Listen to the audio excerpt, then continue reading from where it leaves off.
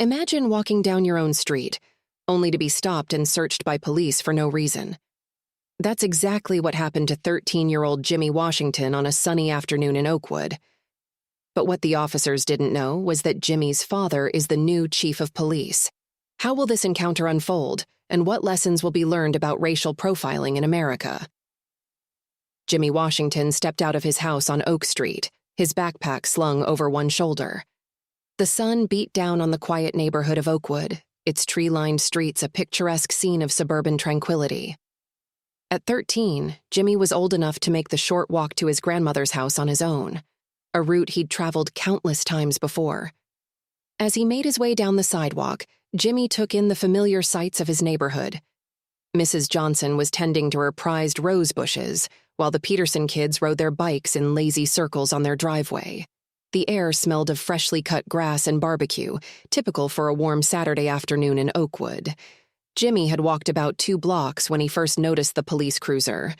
It was parked at the corner, its presence not entirely unusual but enough to make him take note.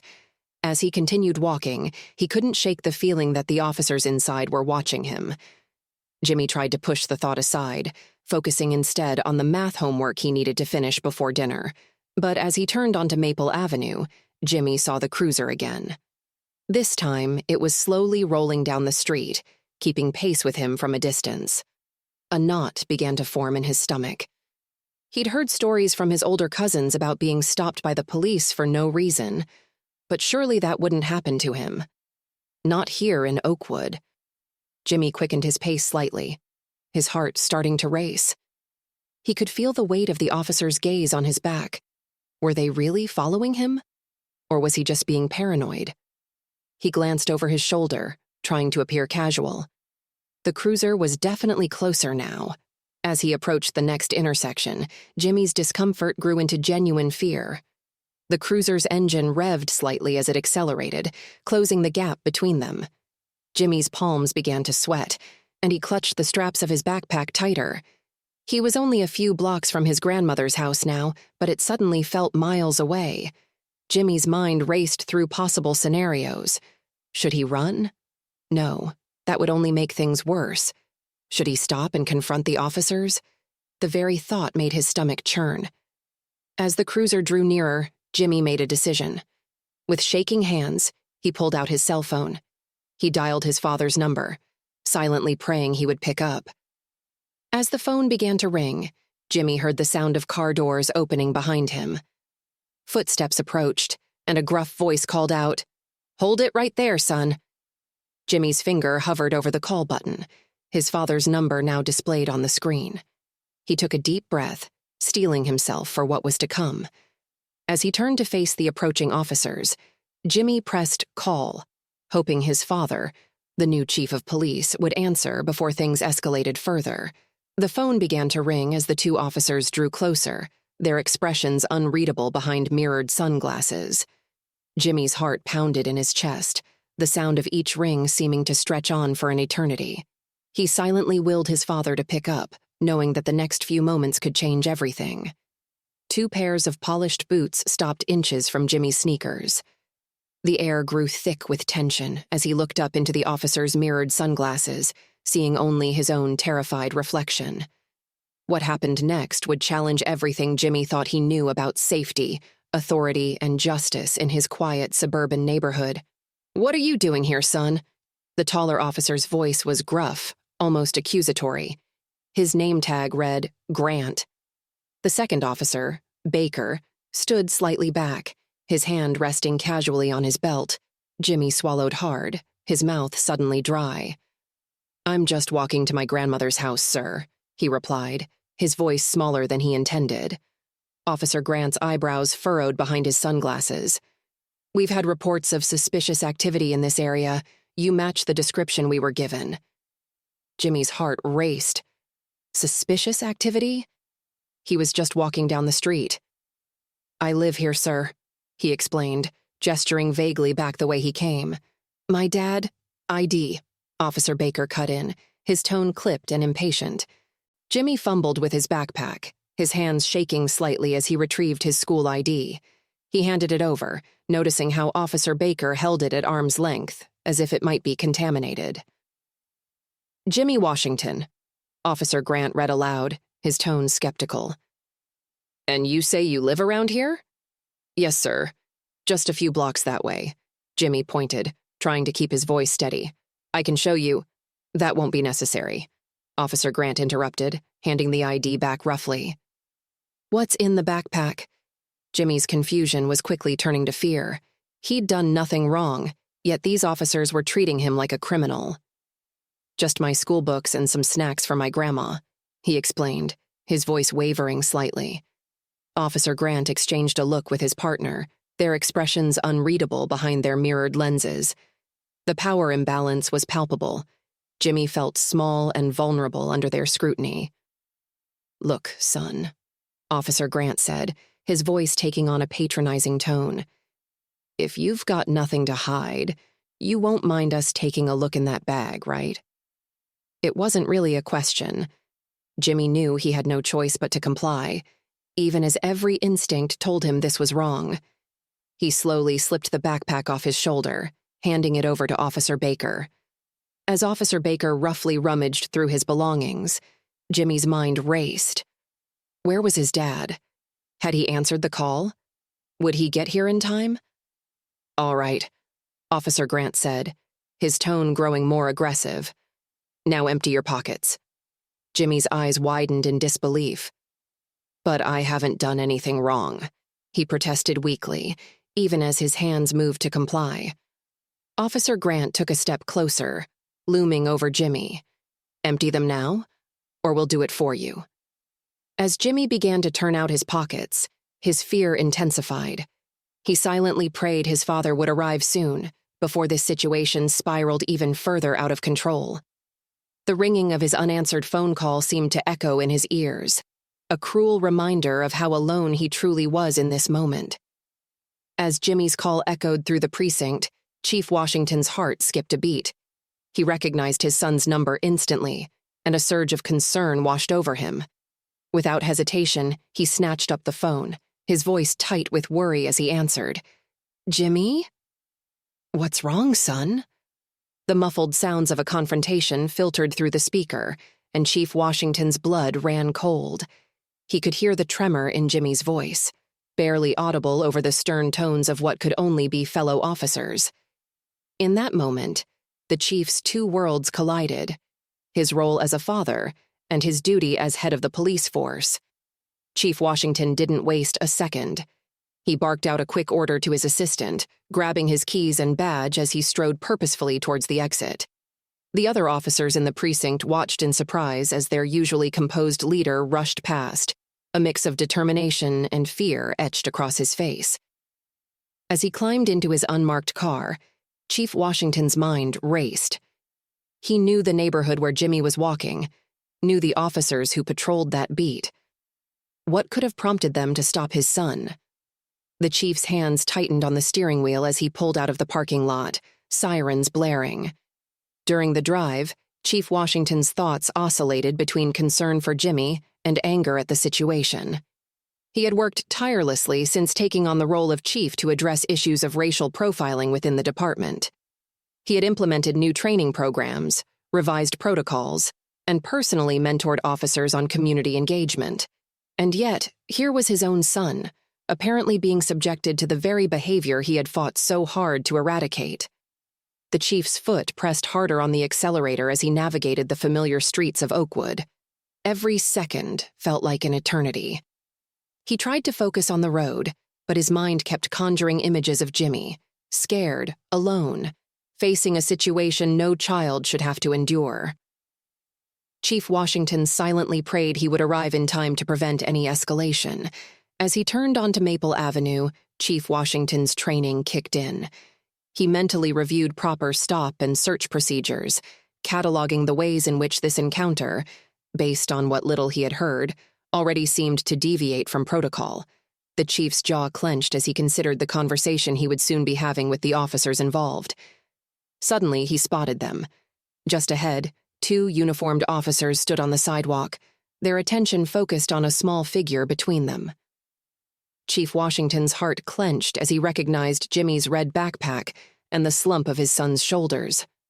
The officers seemed oblivious to his approach, their backs turned to the street as they continued their interrogation. Chief Washington pulled over, his movements deliberate and controlled despite the turmoil roiling inside him. He took a deep breath, steeling himself for what was to come. As he opened the car door, he caught a glimpse of Jimmy's face, a mixture of fear and relief washing over the boy's features as he spotted his father. The chief straightened his uniform and squared his shoulders. He was more than just Jimmy's father in this moment. He was the embodiment of justice and accountability within the police force. With measured steps, he approached the group, prepared to confront not just the officers before him, but the deeply rooted issues that had led to this moment. The tension on Maple Avenue was palpable, a stark contrast to the peaceful neighborhood it usually was. As Jimmy endured the invasive search, a battle raged within Officer Baker. Would his conscience win out, or would the pressure to conform keep him silent in the face of injustice? Officer Grant's hands moved methodically over Jimmy's clothes, patting down his arms, legs, and torso. The boy stood rigid, his eyes fixed on a point in the distance, trying to maintain his composure. Every touch felt like an invasion, a violation of his personal space and dignity. Jimmy's discomfort was evident in the way he flinched slightly with each new area Grant explored. A few feet away, Officer Baker watched the scene unfold, a growing unease visible in his posture. He shifted his weight from one foot to the other, his hand hovering near his belt as if unsure whether to intervene. Baker's eyes darted between Grant, Jimmy, and the quiet street around them, his internal conflict written across his face. Jimmy took slow, deliberate breaths, attempting to calm his racing heart. He recalled his father's words from countless discussions about interacting with law enforcement. Stay calm, be respectful, know your rights. But in this moment, with rough hands searching his body and accusatory questions filling the air, those words seemed distant and inadequate. As the search continued, it became increasingly clear that Jimmy carried nothing suspicious. His pockets yielded only a house key, some loose change, and a folded permission slip for an upcoming school trip. Grant's frustration grew with each empty pocket and clean surface, his movements becoming more aggressive as he found nothing to justify his suspicions. The tension ratcheted up as Grant's questioning intensified. "Where were you really going?" he demanded, his voice sharp. "Who are you meeting? What are you hiding?" Each question came faster than the last, leaving Jimmy barely enough time to stammer out his repeated explanations about visiting his grandmother. Officer Baker's discomfort was now palpable. He cleared his throat, about to speak, when a movement caught Jimmy's eye. In the distance, a familiar car turned onto Maple Avenue. Relief washed over Jimmy as he recognized his father's unmarked police vehicle approaching slowly. Grant, oblivious to the approaching car, continued his barrage of questions. "Listen, kid," he growled, leaning in close to Jimmy's face. "I know you're up to something. Why don't you just come clean and make this easier on everyone?" Jimmy's eyes flicked between Grant's angry face and the approaching car. He opened his mouth to respond, but the words caught in his throat. Should he tell them who was coming? Would it make things better or worse? Baker noticed Jimmy's distraction and turned to follow his gaze. His eyes widened as he recognized the unmarked police car, but before he could alert his partner, Grant grabbed Jimmy's arm roughly. "I'm losing my patience, boy," Grant snarled, his fingers digging into Jimmy's bicep. "You better start talking or we're going to have a real problem." As Chief Washington's car drew nearer, the air seemed to crackle with tension. Jimmy stood frozen, caught between fear of the officer before him and hope at his father's approach. Grant and Baker remained unaware of the impending arrival that would change the course of this encounter and shake the foundations of their department. The stage was set for a confrontation that would resonate far beyond this quiet street in Oakwood, challenging long-held assumptions and forcing a community to confront the realities of racial profiling and police accountability. Officer Grant's grip on Jimmy's arm tightened as the unmarked police car drew near. Little did he know, his next actions would determine far more than the outcome of this stop. They would set in motion a chain of events that would challenge everything he thought he knew about policing. How would the approaching figure alter the course of their lives forever? Chief Washington stepped out of his vehicle, his movements deliberate and controlled. His face was a mask of calm authority, but beneath the surface, a storm of emotions raged. He approached the group with measured steps, his eyes taking in every detail of the scene before him. As he drew closer, recognition dawned on the officers' faces. Officer Grant's grip on Jimmy's arm slackened, and Officer Baker straightened his posture instinctively. The air around them seemed to crackle with tension as they realized their superior was witnessing their actions firsthand. "Chief Washington?" Officer Grant stammered, his earlier bravado evaporating in an instant. "We were just conducting a routine stop and search. There have been reports of suspicious activity in the area and—" Chief Washington held up a hand, silencing the officer mid-sentence. His gaze swept over the scene, taking in Jimmy's disheveled appearance, the scattered contents of his backpack on the sidewalk, and the nervous fidgeting of the two officers. Jimmy's relief was palpable as he looked up at his father. The fear that had been etched on his face began to fade, replaced by a mixture of gratitude and lingering anxiety. He took a small step towards his father, as if seeking protection from the ordeal he had just endured. Chief Washington's voice was low and controlled when he finally spoke, but there was no mistaking the anger simmering beneath his words. "Officers, I'd like you to explain to me, in detail, what probable cause you had for stopping and searching this young man." The officers exchanged uneasy glances, their earlier certainty crumbling under the weight of their superior's scrutiny. Officer Baker opened his mouth to speak, then closed it again, unable to find the words to justify their actions. As the silence stretched on, the full gravity of the situation began to dawn on the officers' faces. They had acted on assumptions, on biases they may not have even recognized in themselves. And now, faced with the consequences of those actions, they found themselves at a loss. Chief Washington's gaze hardened as he observed their discomfort. "Let me ask you this," he continued, his voice steady but laced with disappointment.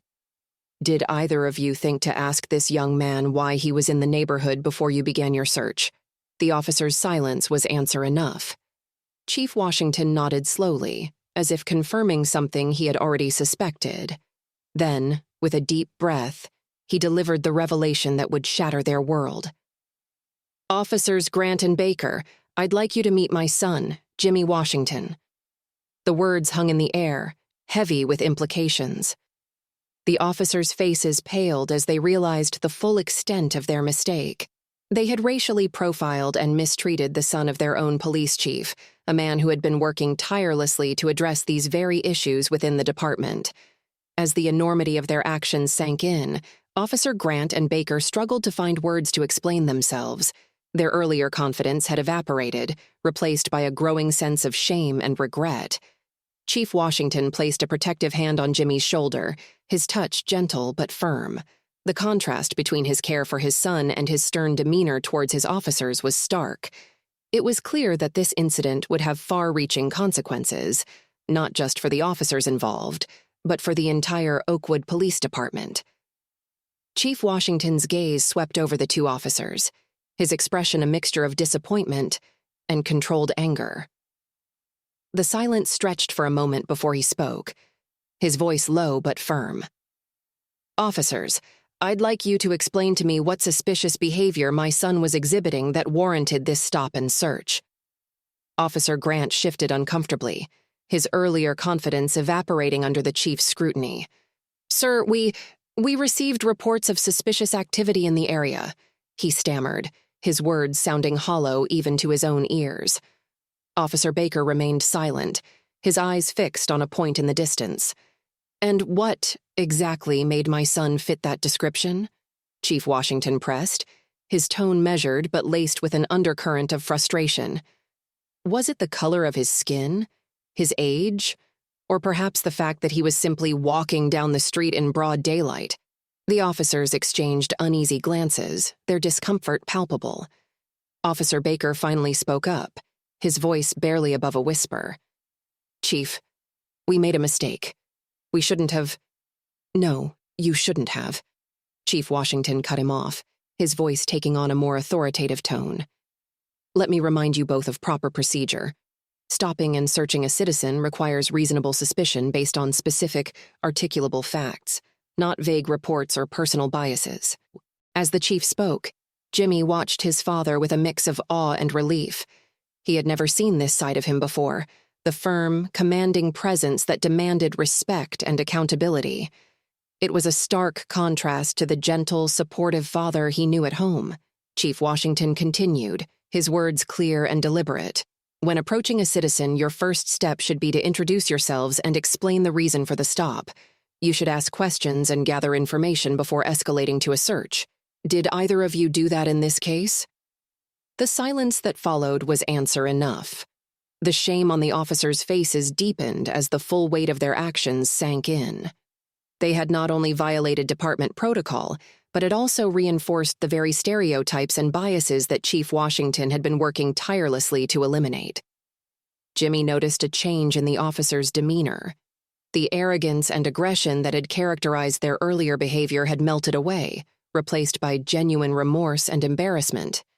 He couldn't help but feel a twinge of satisfaction, even as he processed the gravity of the situation. Chief Washington's voice softened slightly, but his words remained firm. We have a responsibility to protect and serve our community, all members of our community. What happened here today is a betrayal of that duty and a violation of the trust placed in us. I expect better from my officers. I demand better. The chief's words hung in the air, a challenge and a call to action. Officer Grant and Baker stood straighter, their expressions a mixture of shame and determination.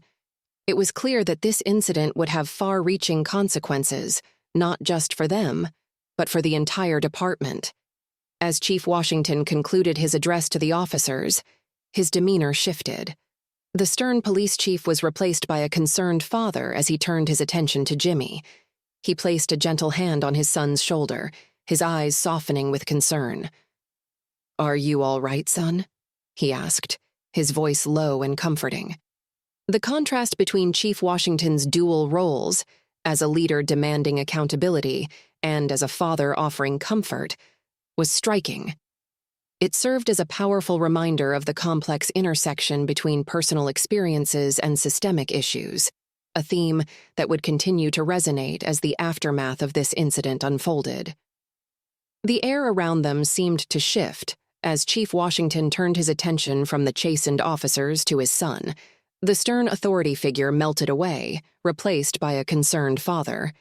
He placed a gentle hand on Jimmy's shoulder, his eyes softening with worry. "Are you all right, son?" Chief Washington asked, his voice low and comforting. Jimmy looked up at his father, a whirlwind of emotions playing across his face. Relief was evident in the way his shoulders relaxed, but there was also a lingering fear in his eyes. Pride battled with embarrassment as he processed what had just happened. "I'm okay, Dad," Jimmy replied, his voice wavering slightly. I didn't know what to do." Chief Washington nodded, understanding the complexity of his son's feelings. He knelt down to meet Jimmy's eyes, placing both hands on the boy's shoulders. "You did nothing wrong, Jimmy," he said firmly. "You have every right to walk down this street, to be in this neighborhood. Don't ever let anyone make you feel otherwise." As the chief spoke, Officers Grant and Baker watched the interaction, their faces etched with regret. The contrast between the gentle father before them and the stern superior who had just reprimanded them was striking. It served as a powerful reminder of the human cost of their actions. Jimmy's eyes darted between his father and the officers, his expression a mix of confusion and growing understanding. Chief Washington noticed his son's gaze and continued, his voice steady and reassuring. "What happened today was wrong," he said. "But it's also an opportunity for us to learn and to make things better. You're strong, Jimmy, and I'm proud of how you handled yourself." As his father's words sank in, Jimmy's posture began to change. His shoulders straightened, and a flicker of confidence appeared in his eyes. The fear that had gripped him earlier started to loosen its hold. "Remember," Chief Washington continued, "you belong here. This is your home, your community. No one has the right to make you feel otherwise, badge or no badge. Jimmy nodded, a small smile tugging at the corners of his mouth. "Thanks, Dad," he said, his voice stronger now. Chief Washington stood up, keeping one hand on Jimmy's shoulder. He turned to face the officers, his expression serious once more. The moment between father and son had passed, but its impact lingered in the air. "What happened here today goes beyond just this incident," the chief said, his voice carrying the weight of authority once more. "We need to address the larger implications, not just for our department, but for our entire community."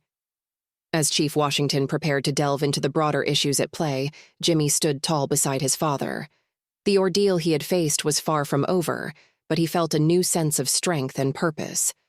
The lessons learned on this quiet suburban street would resonate far beyond Oakwood, challenging long-held assumptions and pushing for much-needed change in police practices across the nation.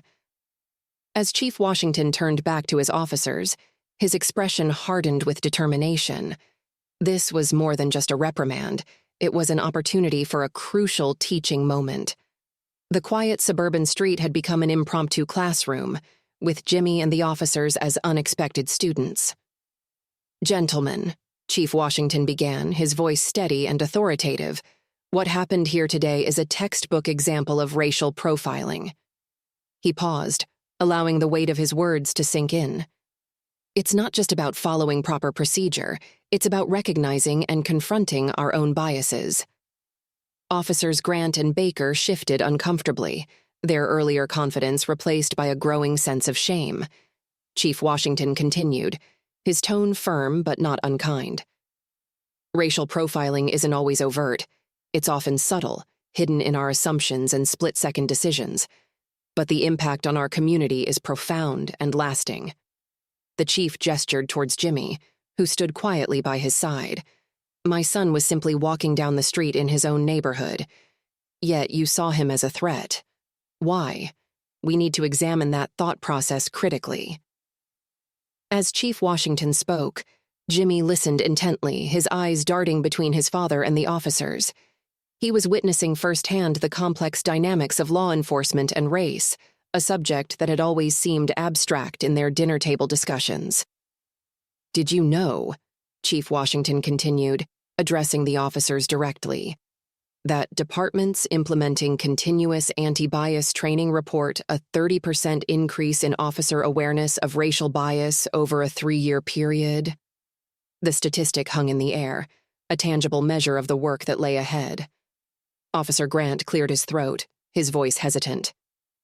"Chief, we never meant to." Chief Washington held up a hand, silencing the officer. "Intent doesn't negate impact," he said firmly. "What matters is recognizing our mistakes and committing to do better." The chief then outlined specific examples of how racial bias affects policing, from traffic stops to use of force incidents. With each example, the officers' discomfort grew, but so did their understanding. It was clear that this incident had shaken their perceptions and forced them to confront uncomfortable truths about their own behavior. "Moving forward," Chief Washington stated, his tone brooking no argument, "I expect every officer in this department to approach their duties with heightened awareness and accountability. We will be implementing comprehensive anti-bias training, not as a one-time event, but as an ongoing process." Jimmy watched as the officers nodded, their expressions a mix of regret and determination. He felt a surge of pride for his father, seeing firsthand the impact of his leadership. Chief Washington turned to Jimmy, including him in the conversation. "This isn't just about policing," he explained. "It's about building trust with our community. Every interaction, positive or negative, shapes how people view law enforcement." As the impromptu lesson drew to a close, Officers Grant and Baker turned to Jimmy. Their earlier bravado was gone, replaced by genuine remorse. "We owe you an apology, Jimmy," Officer Grant said, his voice thick with emotion. "What we did was wrong, and we're truly sorry." Officer Baker nodded in agreement. "We'll do better," he added. "You have our word on that." Jimmy, still processing the events of the afternoon, nodded solemnly. He understood that this moment was about more than just him. It was about creating change that could benefit his entire community. Chief Washington placed a hand on Jimmy's shoulder, a gesture of both comfort and pride. "This is just the beginning," he announced, addressing everyone present. "We'll be rolling out department-wide training to address these issues head-on. It won't be easy, but it's necessary if we want to truly serve and protect all members of our community." As the group prepared to go their separate ways, there was a palpable sense that something had shifted. A single incident on a quiet street had set in motion changes that would ripple through the entire police department, challenging long-held assumptions and pushing for meaningful reform. The walk resumed, but the neighborhood seemed different now. Chief Washington and Jimmy set off towards grandmother's house, their footsteps echoing on the quiet suburban sidewalk. The same trees cast their familiar shadows, and the same manicured lawns stretched out before them, but Jimmy's eyes now saw everything through a new lens. As they walked, Jimmy's mind raced with questions. He glanced up at his father, searching for the right words. "Dad?" he began hesitantly. "Does this happen a lot? To other kids like me?" Chief Washington sighed, his expression a mixture of sadness and determination. "Unfortunately, son, it does. But that's why we're working so hard to change things. What happened to you today isn't right, and it's not acceptable." Jimmy nodded, processing this information. He thought about his friends at school, wondering if they had similar experiences they never talked about. The weight of this new reality settled on his young shoulders. "What if it happens again?" Jimmy asked, his voice small but steady. "What should I do?" Chief Washington stopped walking and turned to face his son. His eyes were serious but kind as he placed his hands on Jimmy's shoulders. "First and foremost, stay calm. Remember, you have rights and you've done nothing wrong. Be polite but firm. Ask why you're being stopped and if you're free to go." Jimmy listened intently, committing his father's words to memory. Chief Washington continued, "If they want to search you, say clearly that you don't consent to a search. But Jimmy, if they insist, don't resist physically. Your safety is the most important thing. We can address any violations of your rights later." As they resumed walking, Jimmy's mind whirled with this new information. He was just 13, and yet he was learning lessons that many adults never had to face.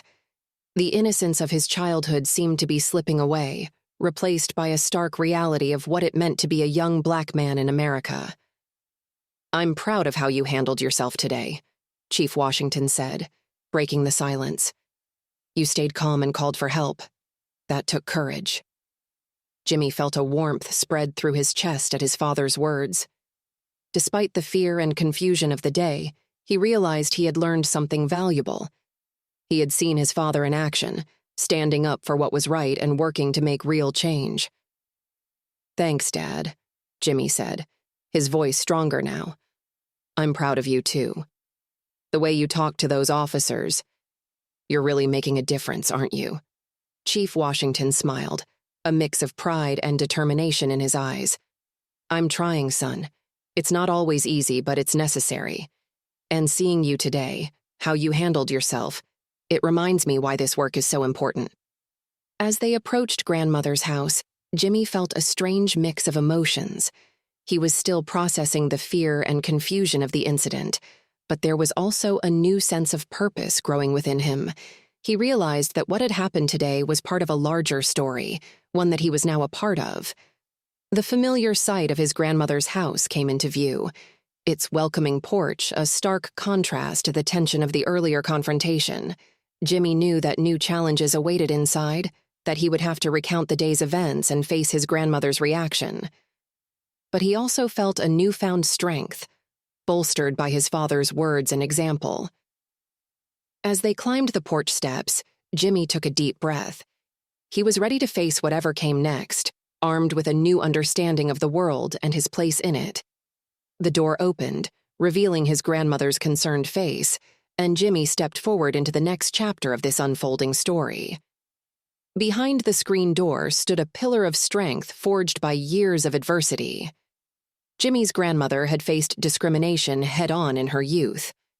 Now, as 3 generations gathered in her living room, would her hard-earned wisdom be enough to guide them through this modern-day challenge?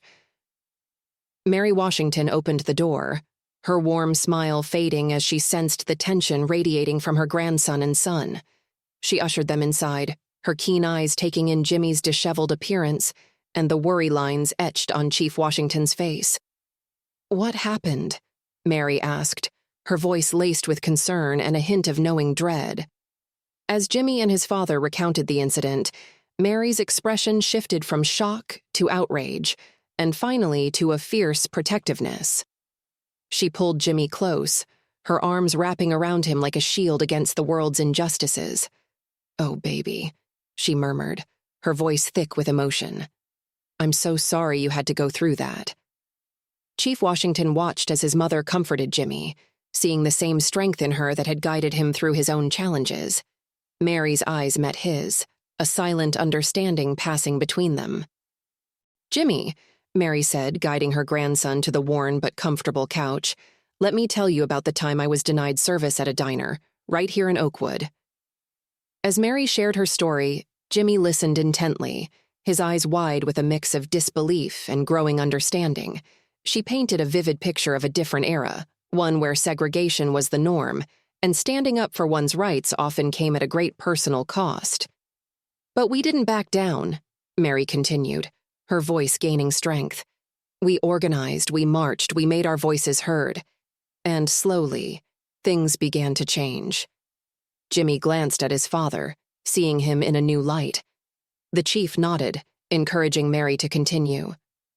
"What happened to you today, Jimmy? It's not right, but it's also not new," Mary explained. "We've been fighting this fight for generations, and while we've made progress, there's still work to be done." As Mary spoke, Jimmy felt a connection to a history larger than himself. His personal experience was now part of a longer story, one of struggle and resilience that stretched back through time. "The most important thing," Mary said, taking Jimmy's hand in hers, "is that we keep pushing forward. We keep demanding better, not just for ourselves, but for everyone." Chief Washington joined them on the couch, forming a tight circle of family support. "Mom's right," he added. "What happened today is a reminder of why my work at the department is so crucial. We need to change the system from within." Mary nodded approvingly at her son before turning back to Jimmy. "And you, my brave boy, you have a role to play too. By standing up for yourself, by speaking out, you're carrying on a tradition that's bigger than all of us."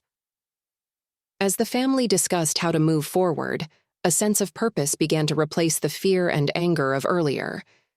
They talked about community meetings, about education initiatives, about the importance of documenting and reporting incidents of racial profiling. Jimmy listened, absorbing the wisdom of his elders, and feeling a new sense of responsibility settling on his young shoulders. The afternoon's events had changed him, opening his eyes to the complexities of the world around him. But here, surrounded by the love and strength of his family, he felt ready to face whatever challenges lay ahead. While Jimmy found strength within his family circle, little did he know that beyond the walls of his grandmother's house, a groundswell of support was forming. What would happen when one boy's experience collided with an entire community's conscience? News of Jimmy's encounter with the police spread through Oakwood like wildfire. Neighbors who had witnessed the incident shared what they had seen, their voices filled with concern and indignation. Phone calls were made, text messages exchanged, and soon the entire neighborhood was abuzz with discussion. The reactions were varied but passionate. Some expressed shock that such an incident could happen in their quiet suburb. Others, particularly families of color, nodded knowingly, having experienced or feared similar encounters. There was anger, certainly, but also a growing determination to address the issue head-on. As the sun began to set, a steady stream of neighbors made their way to the Washington family's home. They came bearing casseroles, flowers, and words of support. Mrs. Johnson, the retired schoolteacher from down the street, arrived with a plate of her famous chocolate chip cookies. "For Jimmy," she said, her eyes brimming with emotion, to remind him that he belongs here just as much as anyone else. The Peterson family, whose children often played basketball with Jimmy, came to offer their solidarity. Mr. Peterson, a local business owner, spoke quietly with Chief Washington on the porch. "We need to do something," he said, his voice firm. "This can't happen again, not in our neighborhood." Inside, Jimmy watched in amazement as his living room filled with familiar faces. Classmates, their parents, and even his little league coach had come to check on him. The support was overwhelming, and Jimmy felt a warmth spreading through his chest, pushing back against the fear and confusion of the afternoon. As the impromptu gathering grew, discussions naturally turned to issues of safety and belonging in the community. Longtime residents shared stories of how Oakwood had changed over the years, for better and worse. Newer families expressed their hopes for raising children in a truly inclusive neighborhood. In the midst of the conversations, a plan began to take shape. Sarah Ramirez, the president of the neighborhood association, stood up and called for attention. "We need to address this as a community," she announced. "I propose we hold an emergency neighborhood meeting tomorrow evening. We'll invite Chief Washington to speak, and we'll discuss concrete steps to ensure this never happens again." The suggestion was met with nods and murmurs of agreement. People began offering to help organize, to spread the word, to provide refreshments. What had started as a response to one incident was quickly evolving into a community-wide movement for change. As the evening wore on, Jimmy found himself at the center of attention, but not in the way he had feared earlier that day. Now, he was surrounded by support, by people who saw him as a valued member of their community. The contrast was not lost on him, and he felt a newfound sense of belonging. Before the gathering dispersed, community leaders huddled with Chief Washington. They emerged from their discussion with a joint statement, a pledge to work together to improve relations between the police and all members of the Oakwood community. It was a small step, but an important one. As the last of the neighbors said their goodbyes, promising to see each other at tomorrow's meeting, Chief Washington closed the front door with a sigh. He turned to his family, a mix of exhaustion and determination on his face. "Well," he said, "it looks like I have a speech to prepare." The calm after the storm is often deceptive. As Chief Washington contemplated his speech, little did he know that across town, a local news station was preparing a breaking story that would turn his department upside down. The question wasn't if change would come, but how deep it would cut. By Monday morning, the Oakwood Police Department found itself under intense scrutiny. News vans lined the street outside the precinct, their satellite dishes reaching skyward like metal sunflowers. Inside, phones rang incessantly as reporters clamored for comments on what was now being called the Washington incident. Chief Washington stood at the window of his office, watching the media circus unfold. He took a deep breath, steeling himself for the press conference scheduled for later that afternoon. The weight of responsibility pressed heavily on his shoulders as he prepared to address not just his officers, but an entire community demanding answers. In the bullpen, a palpable tension hung in the air. Officers huddled in small groups, their conversations hushed but animated. Some expressed outrage at what they saw as an overreaction to a routine stop. Others, particularly younger officers and those of color, voiced support for the chief's stance on accountability. Officer Rodriguez, a veteran of 15 years, shook his head as he poured a cup of coffee. "This is going to change everything," he muttered to no one in particular. Across the room, Officer Chen, barely 2 years out of the academy, nodded in agreement.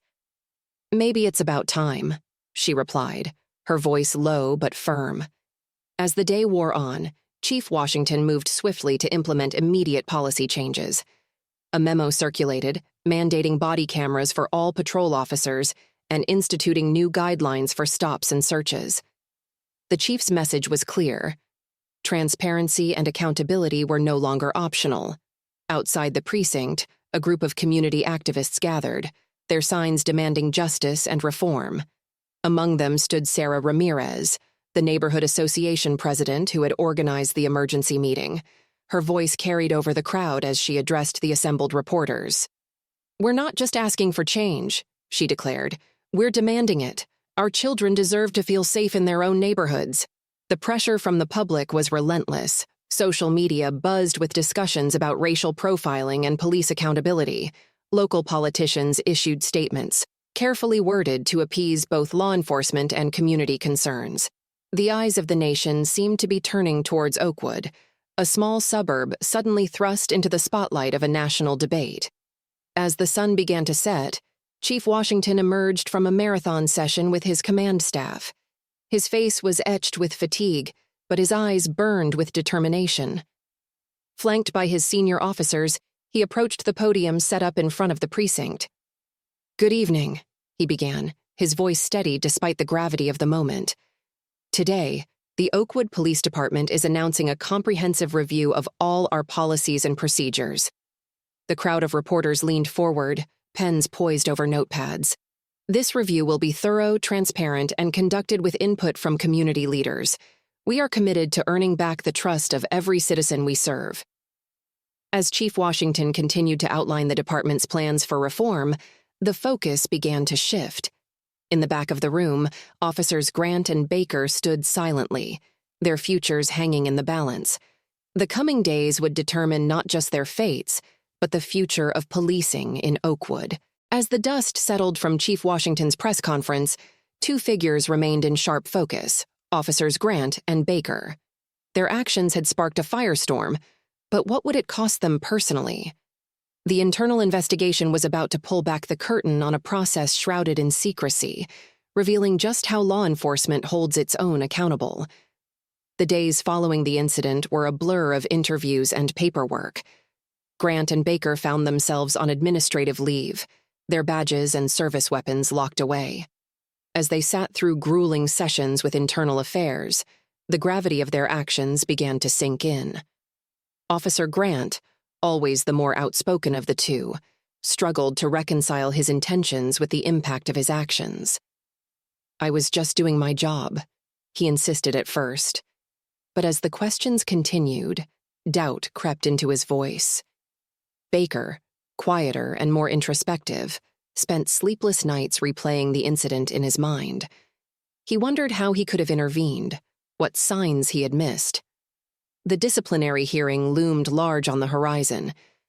As the date approached, debate raged within the department about appropriate consequences. Some argued for termination, citing the need for a clear message against racial profiling. Others pushed for leniency, fearing that harsh punishment would demoralize the force. Chief Washington found himself caught in the middle, torn between his roles as a father and as head of the department.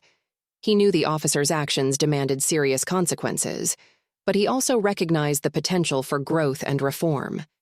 The chief spent long hours in his office, weighing each option carefully. When the day of the hearing arrived, Grant and Baker stood before a panel of their superiors, their futures hanging in the balance. The room was tense as they recounted their actions, their voices tinged with regret and newfound understanding. "I realize now that my assumptions were based on bias, not facts," Grant admitted, his usual bravado replaced by genuine remorse. Baker nodded in agreement, adding, "We failed not just Jimmy but our entire community. We're ready to accept whatever consequences come our way." Chief Washington listened intently, noting the change in the officer's demeanor. He saw an opportunity not just for punishment, but for meaningful reform. After hours of deliberation, the panel reached a decision. The officers would face a 3-month suspension without pay, a significant blow to their careers and finances. But more importantly, they would be required to undergo extensive retraining, focusing on racial bias awareness, de-escalation techniques, and community engagement. As Chief Washington announced the decision, he emphasized that this was just the beginning. "These consequences are not just about punishment," he stated firmly. "They're about growth, about becoming the kind of officers our community deserves." Grant and Baker accepted the ruling with solemn nods, understanding that they had been given a second chance. As they left the hearing room, the weight of their actions and the path to redemption lay heavy on their shoulders. With the individual cases resolved, the focus now shifted to broader changes within the department. Chief Washington knew that addressing this incident was just the first step in a long journey of reform. As he turned his attention to department-wide policies and training, he carried with him the lessons learned from this painful but necessary process. Chief Washington stood before a room full of skeptical officers, about to unveil a program that would challenge everything they thought they knew about policing. Little did they realize, this moment would mark the beginning of a transformation that would ripple through their entire community. The rollout of the new anti-bias training program was met with a mix of reactions from the officers. Some leaned forward in their seats, eager to learn and improve their skills. Others crossed their arms, skepticism etched on their faces. As the first session began, the tension in the room was palpable. The training wasn't just lectures and PowerPoint presentations. Chief Washington had brought in experts from diverse backgrounds, including psychologists, community leaders, and even former officers who had experienced discrimination firsthand. Their stories and insights cut through the initial resistance, forcing even the most skeptical officers to confront uncomfortable truths about their own biases. One of the most impactful aspects of the training was the inclusion of community members. Local residents, including some who had experienced negative interactions with the police, shared their perspectives. For many officers, it was the first time they had heard these stories outside of confrontational situations. The raw emotions and personal accounts left a lasting impression. Changing ingrained behaviors and attitudes proved to be a significant challenge. Some officers struggled to acknowledge their own biases, while others grappled with how to apply their new knowledge in high-stress situations. Role-playing exercises often ended in heated debates, but these discussions were crucial for growth. Despite the difficulties, early signs of improvement began to emerge. Officers reported feeling more confident in their interactions with diverse community members. They were asking more questions, listening more attentively, and approaching situations with greater empathy. Chief Washington also focused on diversifying the police force. He implemented new recruitment strategies targeting underrepresented communities and created mentorship programs to support officers from diverse backgrounds. The goal was to build a department that truly reflected the community it served. As weeks turned into months, the impact of these changes became increasingly evident. Community feedback sessions, once tense affairs, began to feel more collaborative. Officers shared stories of positive interactions, while community members expressed growing trust in the department. The most tangible sign of progress came 6 months into the program. The department saw a 30% decrease in complaints about racial profiling. While Chief Washington knew there was still much work to be done, this statistic offered concrete evidence that their efforts were making a difference. As the initial phase of the training program concluded, Chief Washington gathered his officers for a final debrief. The mood in the room was markedly different from that first skeptical gathering. There was a sense of accomplishment, tinged with the understanding that this was just the beginning of a long journey. With the department on a path of positive change, Chief Washington's thoughts turned to Jimmy. He wondered how these changes would impact his son's future interactions with law enforcement. As he prepared to head home, the chief knew it was time to check in with Jimmy and see how he was processing everything that had happened. As the dust settled from the tumultuous events surrounding his encounter with the police, Jimmy Washington found himself changed. The incident had awakened something within him, a burning desire to understand and address the injustices he had experienced firsthand. His father's words echoed in his mind. "Be the change you want to see." Jimmy's newfound interest in social justice issues didn't go unnoticed. His teachers remarked on his increased participation in class discussions, particularly when topics of civil rights and community relations arose.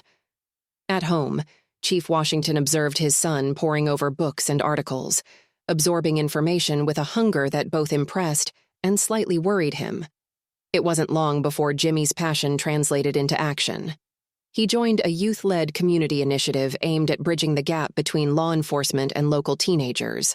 The group organized meetings where young people could voice their concerns and experiences directly to police officers in a safe, moderated environment. Jimmy's personal story became a powerful tool in these discussions, helping both sides understand the impact of their actions and attitudes. As the weeks passed, Jimmy's confidence grew. He walked the streets of Oakwood with a new awareness, no longer fearful but determined to make a difference. He engaged his peers in conversations about their rights, sharing the knowledge he had gained from his father and his own research. These impromptu discussions often drew small crowds, with Jimmy fielding questions and offering advice on how to handle interactions with law enforcement. At school, Jimmy's advocacy took on a new dimension. For his social studies project, he proposed an in-depth exploration of civil liberties. His teacher, impressed by his initiative, gave him the green light. Jimmy dove into the project with enthusiasm, interviewing local lawyers, community leaders, and even arranging a Q&A session with his father for his classmates. The project was a resounding success, sparking discussions throughout the school. Other teachers began incorporating elements of civil rights education into their curricula, inspired by Jimmy's work. The ripple effect of one boy's experience was beginning to transform an entire community's approach to these critical issues. Jimmy's efforts didn't go unnoticed beyond the borders of Oakwood. Word spread about the young activist who was making waves in his community. When organizers of a citywide youth empowerment event were looking for speakers, Jimmy's name came up. The invitation arrived on a Tuesday afternoon, catching Jimmy off guard. As he stood in the kitchen, reading the letter aloud to his parents, Jimmy felt a mix of excitement and nervousness. This was an opportunity to share his story and his message with a much larger audience. Chief Washington placed a supportive hand on his son's shoulder, pride evident in his eyes. "You've come a long way, son," he said softly. "Your voice matters, and people are ready to listen." The impact of Jimmy's experience was no longer confined to the quiet streets of Oakwood. As he prepared his speech for the upcoming event, Jimmy realized that his journey was far from over. In fact, it was just beginning. The lessons learned from that fateful day were about to reach a wider audience, potentially inspiring other young people to stand up for their rights and work towards positive change in their own communities. As the sun rose over Oakwood on a crisp autumn morning, the neighborhood looked much the same as it had a year ago. The trees still lined the streets, their leaves now turning golden and red. But for those who knew where to look, the changes were profound. Officer Sarah Chen walked her beat, greeting residents by name as she passed. Gone were the days of intimidating police presence. Instead, Sarah embodied the new approach to community policing. She stopped to chat with Mr. Ramirez about his garden, listened to Mrs. Johnson's concerns about speeding on her street, and even took a moment to admire the chalk drawings some kids had made on the sidewalk. The transformation wasn't limited to individual officers. The entire department had undergone a seismic shift in its approach to policing. Weekly community engagement events had become the norm. Last Saturday's Coffee with a Cop session at the local diner had drawn a diverse crowd, with residents and officers engaged in animated discussions over steaming mugs. Behind the scenes, new oversight measures ensured that the changes weren't just cosmetic. An independent review board, comprised of community members and legal experts, now had the power to investigate complaints against officers. Body cameras had become standard issue, their footage regularly reviewed not just for incidents, but as a training tool to improve officer-citizen interactions. The impact of these changes was evident in the stories that now circulated through Oakwood. There was the tale of Officer Baker, once known for his stern demeanor, who had spent an afternoon teaching a group of teenagers how to change a tire, or the time when the entire department had shown up to support a local family's fundraiser for their child's medical treatment. Jimmy's grandmother, Mary Washington, sat on her porch, watching the neighborhood with eyes that had seen decades of change. "It's not perfect," she mused, her voice carrying the weight of experience. "But it's better than I ever thought I'd see in my lifetime. These young folks, they're not afraid to speak up. And the police, well, they're finally learning to listen." Indeed, challenges remained. Some officers still struggled to fully embrace the new approach, clinging to old habits and attitudes. Trust, so easily broken, took time to rebuild. There were still moments of tension, misunderstandings that threatened to undo the progress made. Yet, for every setback, there seemed to be 2 steps forward. The department's complaint rates had dropped significantly, And more importantly, residents reported feeling safer and more respected in their interactions with law enforcement. As word of Oakwood's transformation spread, visitors from other cities began to arrive. Police chiefs, community organizers, and policymakers came to observe and learn. They attended community meetings, rode along with officers, and interviewed residents. What they found was a model of community-oriented policing that, while not without its flaws, offered a blueprint for change. Chief Washington stood at the podium during a press conference, cameras flashing as he addressed the gathered crowd. "What we've achieved here in Oakwood isn't just about changing policies," he said, his voice firm with conviction. "It's about changing hearts and minds. It's about recognizing that true safety comes from mutual respect and understanding between law enforcement and the community we serve." As the chief's words echoed through the town, reverberating far beyond Oakwood's borders, it became clear that the impact of one incident, one family's struggle, and one community's response had set in motion changes that would ripple out into the wider world. The story of Oakwood was no longer just about a local transformation. It was becoming a catalyst for a national conversation on the future of policing in America. As Oakwood's transformation gained momentum, its story began to ripple outward, catching the attention of communities far beyond its borders. News outlets from across the country descended on the small town, their cameras capturing the newfound harmony between police and residents.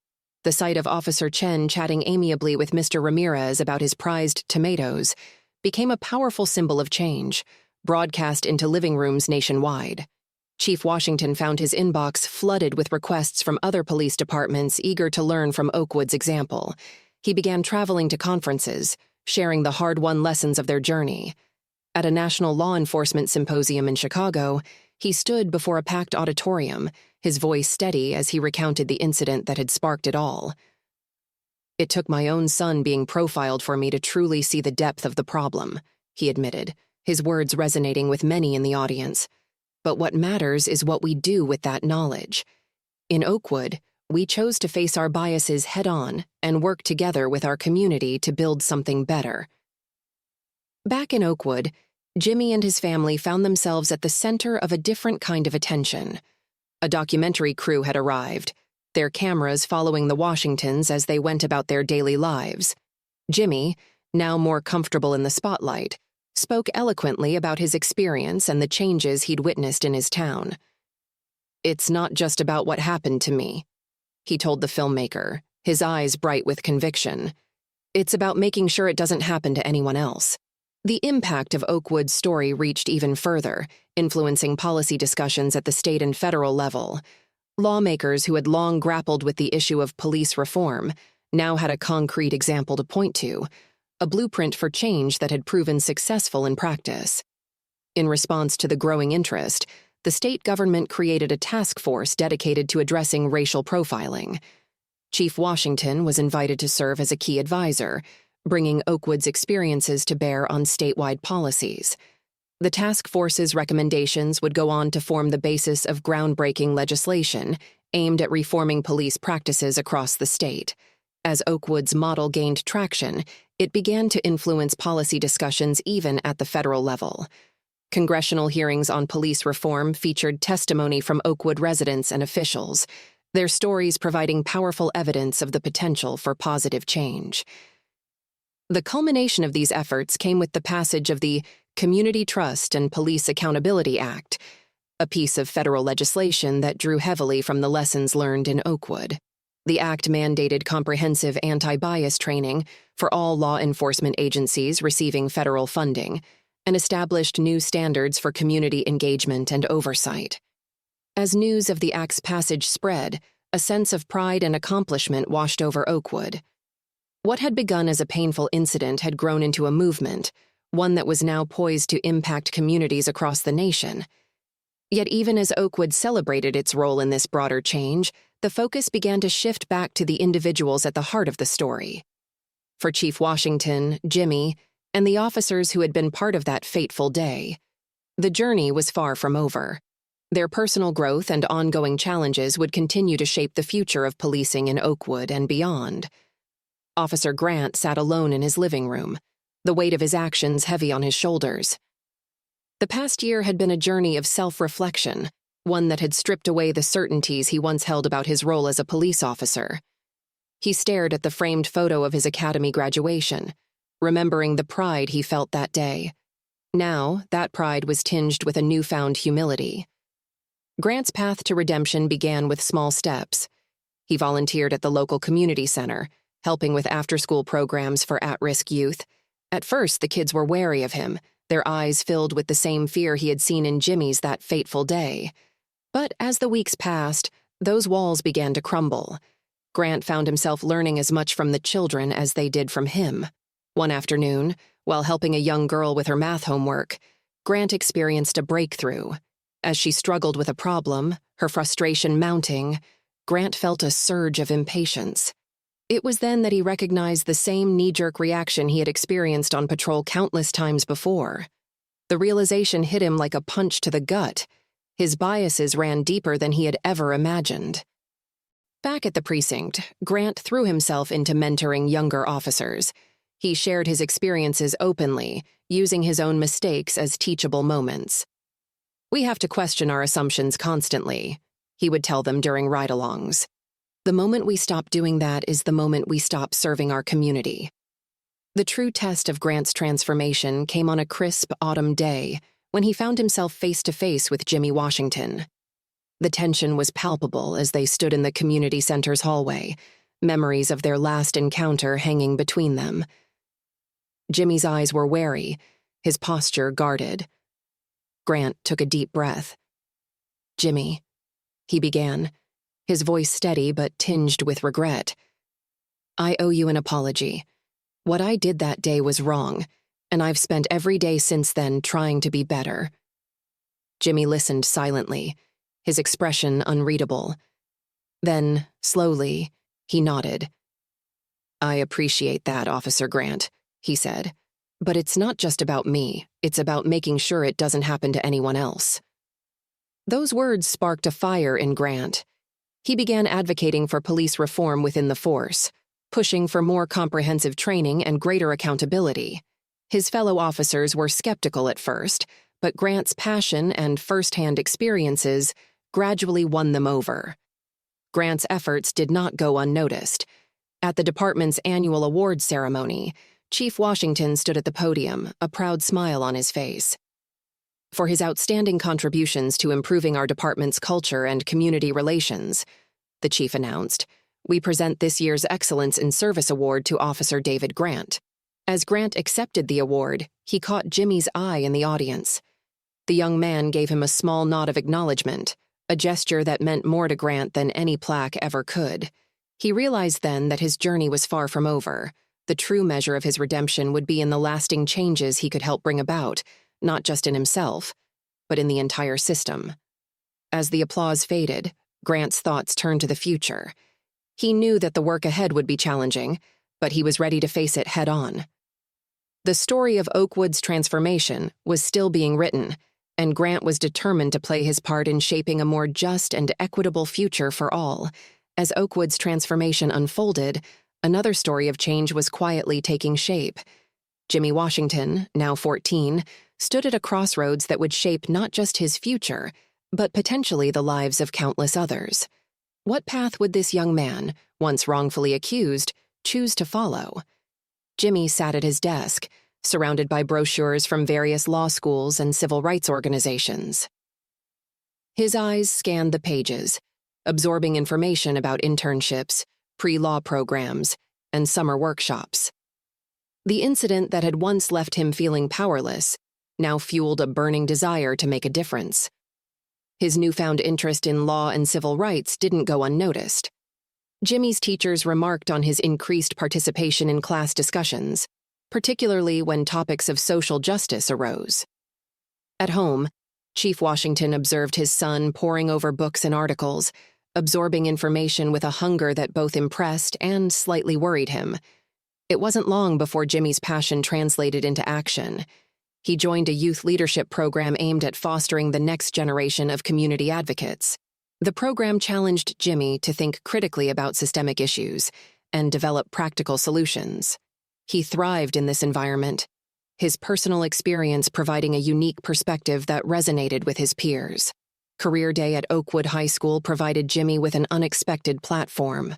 When his turn came to share his aspirations, Jimmy stood before his classmates, his voice steady as he recounted the incident that had changed his life. The room fell silent as he spoke about racial profiling, police reform, and the importance of community engagement.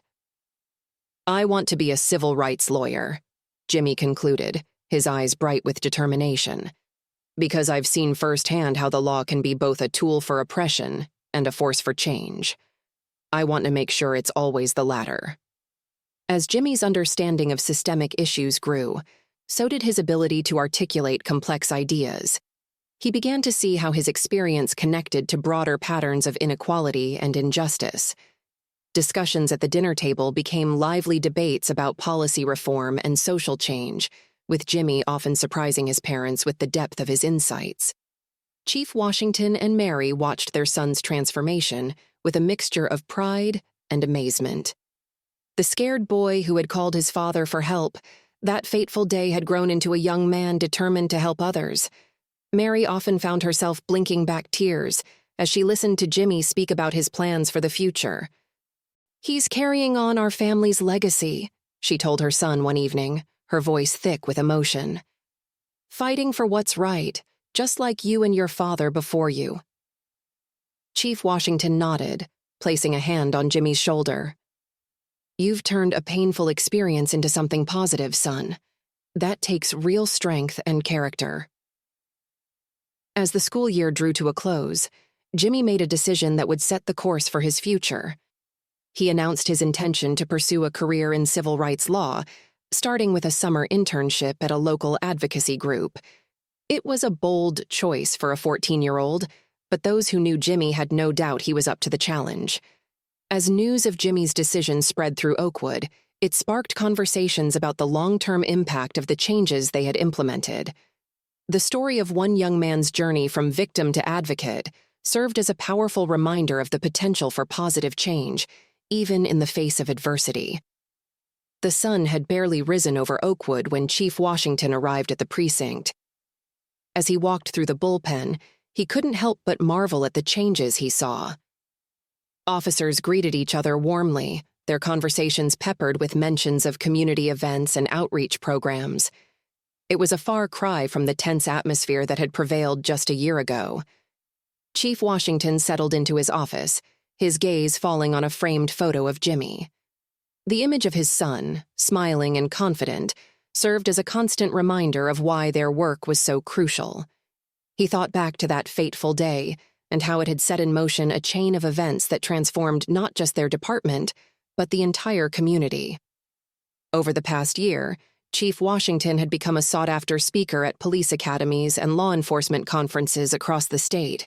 He shared Oakwood's story with unflinching honesty, detailing both the painful realities they had faced and the hard-won progress they had made.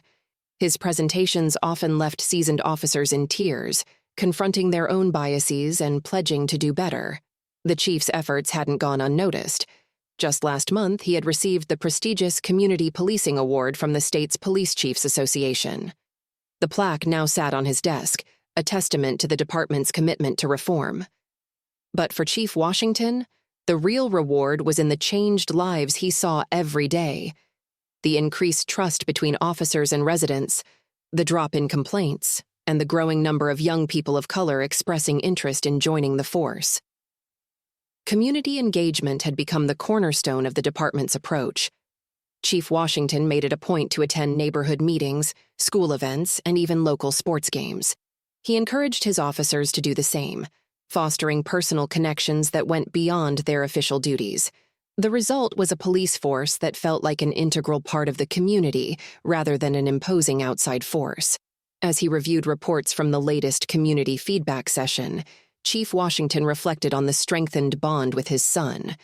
Their shared experience had opened up new avenues of communication, leading to deep conversations about justice, responsibility, and the complexities of social change. Jimmy's growing interest in civil rights law filled the chief with pride. knowing that his son would continue the fight for equality long after he hung up his badge. Looking ahead, Chief Washington knew that his work was far from over. He had already begun drafting plans for ongoing reform initiatives, determined to ensure that the progress they had made would outlast his tenure. His vision included expanded mental health resources for officers, continued diversification of the force, and even more robust community oversight measures. A knock at the door interrupted his thoughts. His assistant entered, a look of excitement on her face. "Chief," she said, "the governor's office just called. They want you to serve on the new state-level police oversight committee." Chief Washington sat back in his chair, the weight of this new responsibility settling on his shoulders.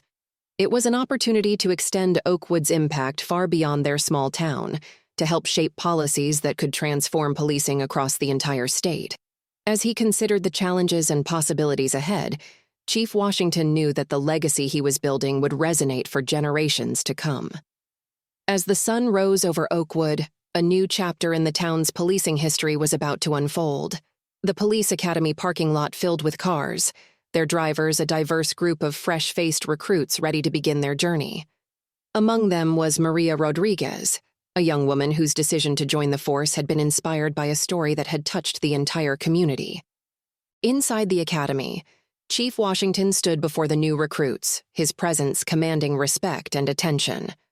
"Welcome to the Oakwood Police Department," he began, his voice firm but welcoming. "Your training here will be unlike anything you've experienced before. We're not just teaching you how to enforce laws, we're teaching you how to be an integral part of our community." The recruits listened intently as Chief Washington outlined their training program. Gone were the days of focusing solely on physical fitness and firearms proficiency. Now the curriculum was heavily weighted towards community relations, de-escalation techniques, and recognizing and combating personal biases. During a break between sessions, Maria found herself in conversation with her fellow recruits. "I never thought I'd be here," she admitted, her voice filled with a mix of excitement and nervousness. "But when I heard about what happened to Jimmy Washington and how it led to real change in Oakwood, I knew I wanted to be part of that change." Her words resonated with many of the other recruits, each of whom had their own reasons for joining the force. Some spoke of wanting to bridge the gap between law enforcement and their communities, while others expressed a desire to redefine what it meant to protect and serve. As the weeks passed, the recruits found themselves paired with veteran officers as part of the department's mentorship program.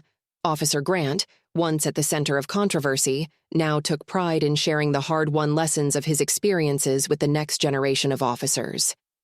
In the community, news of the new recruits was met with cautious optimism. Years of mistrust couldn't be erased overnight, but many residents saw this as a step in the right direction.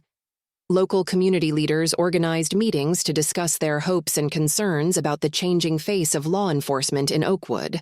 The culmination of the recruits' initial training came with a community welcome event held in the town square. Residents mingled with the new officers, sharing stories and getting to know the individuals behind the badges. The atmosphere was one of tentative hope, a stark contrast to the tension that had gripped the town just a year before.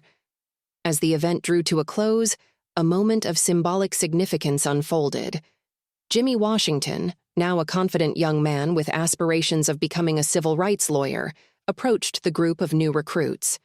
He extended his hand to Maria, who had shared his story as her inspiration for joining the force.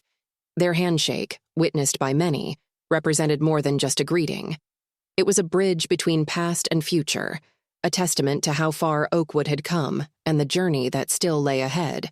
As Jimmy and Maria exchanged words of mutual respect and encouragement, those around them felt a renewed sense of possibility for the future of policing in their community. While Oakwood's transformation had begun as a response to a single incident, it had grown into something far greater. The quiet suburb had become a living laboratory for police reform, drawing attention from across the nation. Researchers and policymakers flocked to the town, eager to study the community's innovative approach to law enforcement. On any given day, visitors could be seen shadowing Oakwood's officers, attending community meetings, or interviewing residents. Dr. Sarah Mendez, a criminologist from a prestigious university, spent weeks analyzing the department's new training programs. "What's happening here in Oakwood is truly remarkable," she noted. "They're not just changing policies, they're changing the entire culture of policing." The Oakwood model became a frequent topic in national discussions on police reform. News outlets ran features on the town's journey, highlighting the dramatic drop in complaints against officers and the increased trust between law enforcement and the community. At a congressional hearing on policing practices, Oakwood was held up as an example of what could be achieved when a community and its police force worked together towards positive change. Despite the accolades, Chief Washington remained acutely aware of the challenges that lay ahead.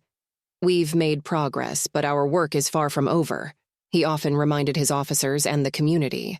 Ongoing efforts focused on refining de-escalation techniques, addressing implicit biases, and ensuring that the department's diversity reflected that of the community it served. One sunny Saturday morning, Jimmy and his father found themselves leading a workshop on community police relations at the local community center. The room was packed with a mix of residents, officers, and visitors from neighboring towns. Jimmy, now comfortable in his role as an advocate, shared his personal story with poise and conviction. Chief Washington followed, outlining the concrete steps Oakwood had taken to transform its approach to policing. As the workshop concluded, the pride in the room was palpable.